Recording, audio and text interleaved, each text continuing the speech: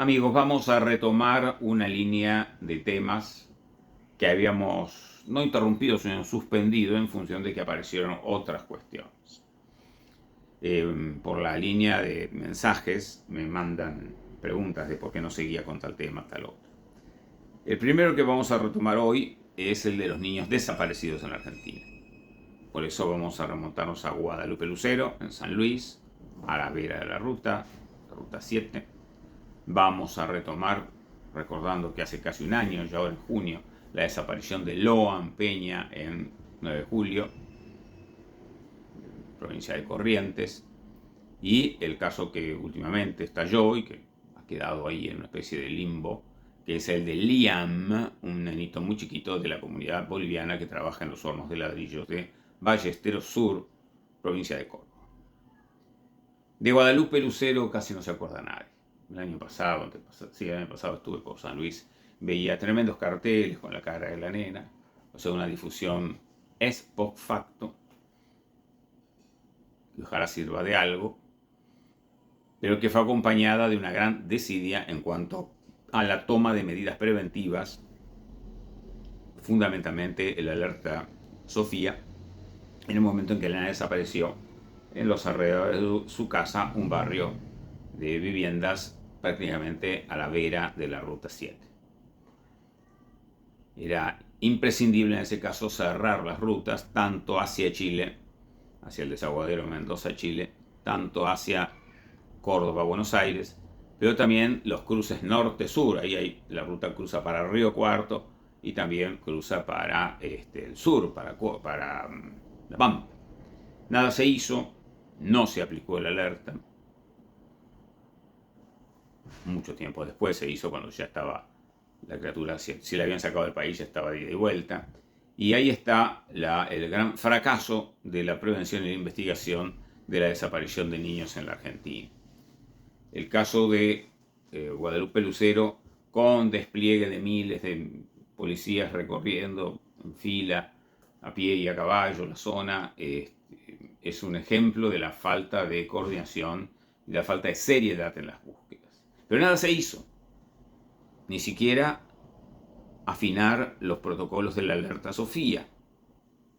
Recuerden que años después, cuando fue el caso de Corrientes, el caso de las ecografías de los yacarés, etc., el subsecretario de Seguridad, un hombre muy ducho, exfiscal, excelente fiscal provincial en La Plata, dijo que la alerta Sofía se ha usado 5 veces en la Argentina solamente. Come centenares de chicos, 5 veces solamente. Hay que afiatar, hay que modificar la automaticidad de la alerta Sofía, porque si no, los casos como Guadalupe se van a multiplicar. Esto en órbita ejecutiva. El caso de Loan, vamos a cumplir un año, 13 de junio, coloca otro tipo de moras, de deudas, de demoras. No solamente la automaticidad de la alerta Sofía y sobre todo el cierre de fronteras en las zonas que están a 1 o 2 horas de cruzar por puentes nuestras fronteras, no necesariamente en balsas, no necesariamente de modo clandestino. Justicia provincial, a la semana en competencia, justicia federal, gran despliegue, secreto de sumaria extenso, cantidad de detenidos. En el caso Loan, de entrada uno dice, hay una foto que marca una confabulación de adultos en ese último almuerzo en casa de la abuela, que tienen un verdadero pacto de silencio. Después de casi un año de detenidos, la mayoría de ellos, se mantiene este pacto de silencio.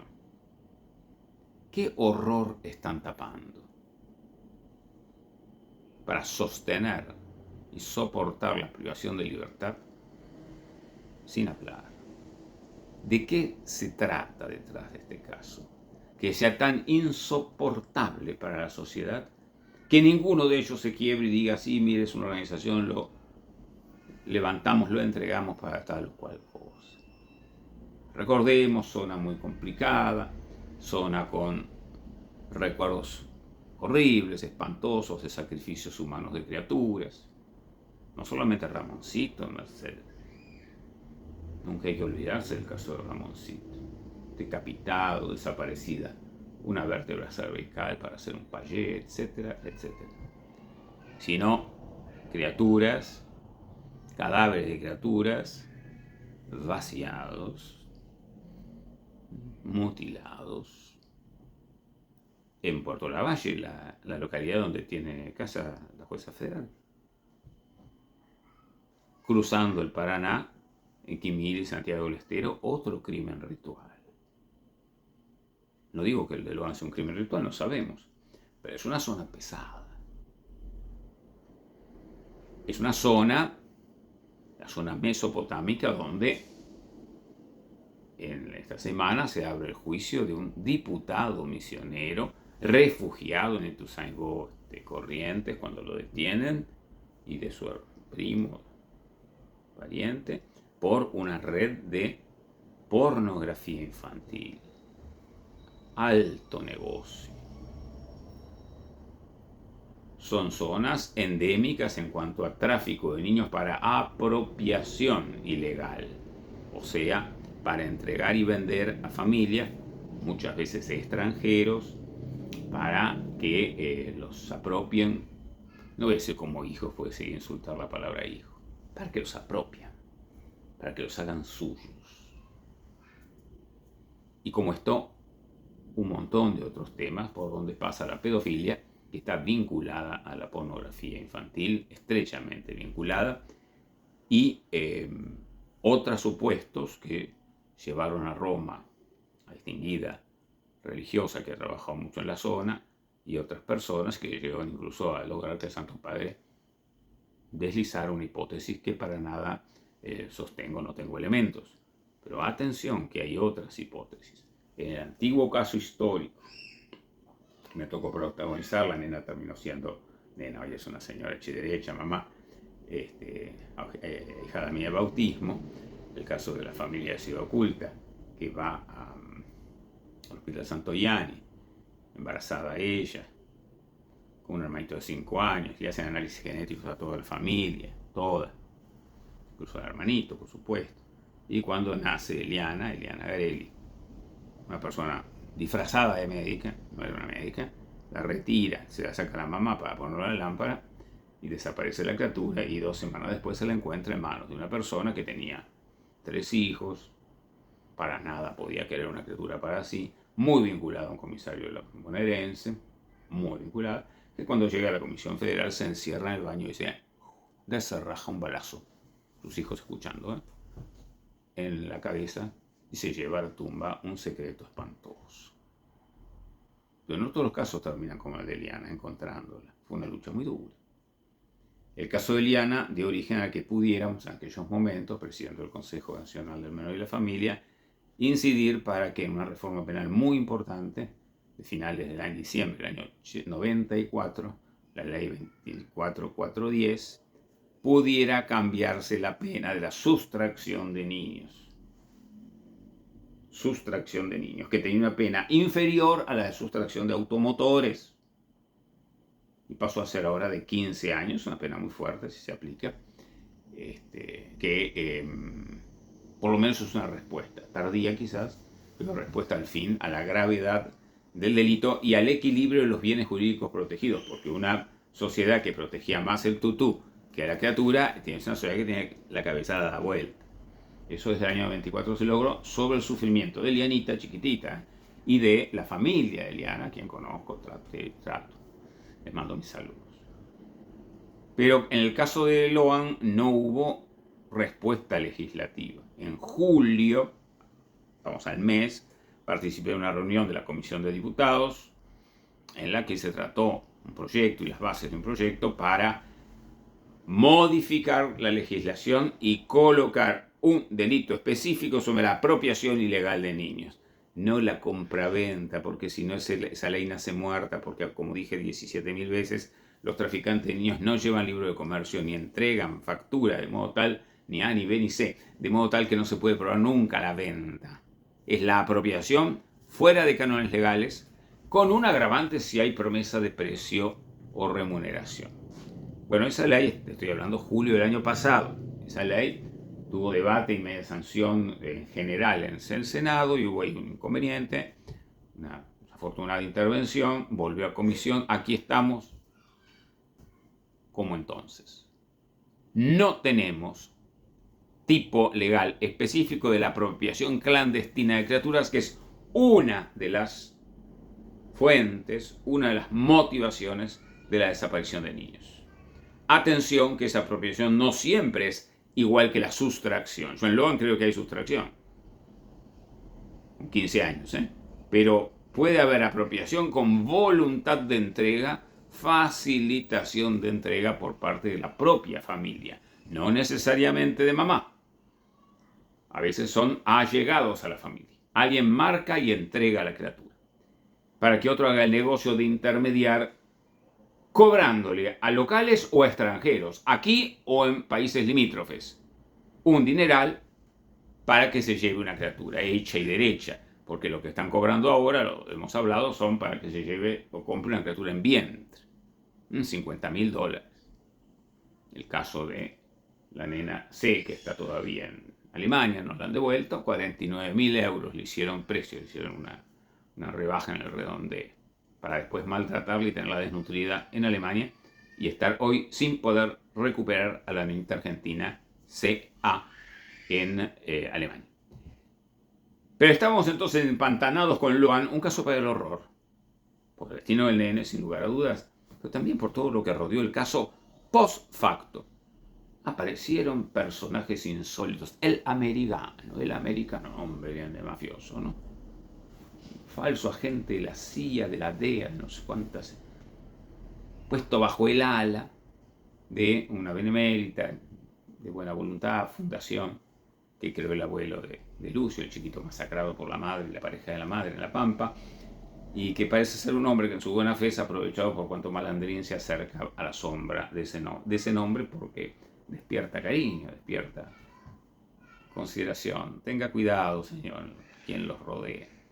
Abogados recién recibidos que cobraban, esa abogada que cobró honorarios de la municipalidad de 9 de julio con una factura 02, segunda de su vida profesional, falsos agentes por todos lados y sin ofender a nadie, un show de abogados mediáticos peleándose entre ellos, reemplazándose, unos aparentemente protegiendo a una figura, otros a otra. Eso es lo que me hizo no hablar más de Loan. Y sobre todo, perdón que lo diga con crudeza, no quiero ofender a nadie, cuando de buena fe lo digo, un canal de televisión, un periodista en particular, hace una especie de colecta mediática, es muy sencillo, ponen un alias, cientos de miles de personas que me pongan 10 pesos cada uno, se hacen sumas fabulosas, sin saber para qué se va a usar.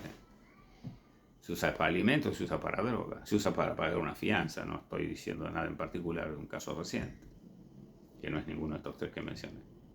170.000 pesos recaudados de buena fe, de gente que me consultó en tribunal y me decía, yo puse dinero y hice mal, doctor.